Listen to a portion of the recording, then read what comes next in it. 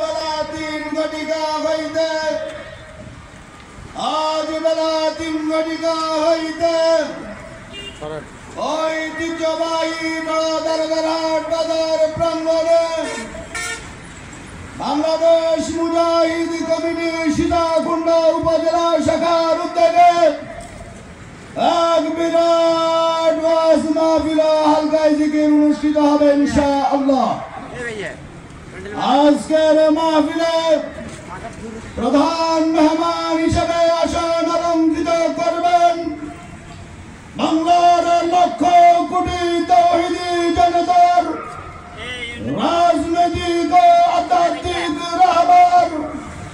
সিফাহ সালার আল্লামা মুফতি সৈয়দ মোহাম্মদ রেজাউল করিম পীর সাহেব চরমনাই।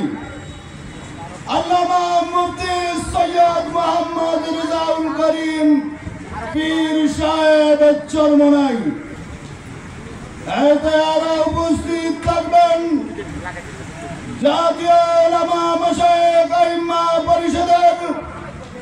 সম্মানিত কেন্দ্রীয় সেক্রেটারি জেনারেল আহলে সুন্নাত ওয়াল জামাতের মুখপাত্র বাদলের আতঙ্ক তরুণের আইডল বিশিষ্ট ইসলামিক চিন্তাবিদ শিক্ষাবিদ হযরতুল আল্লাম জনাব হযরত মাওলানা মুফতি রেজাউল করিম আবরার সাহেব অল্প মাহফিলে আরো তশরিফ আনিবেন পেরিয়াল মিসবাহুল মাদ্রাসার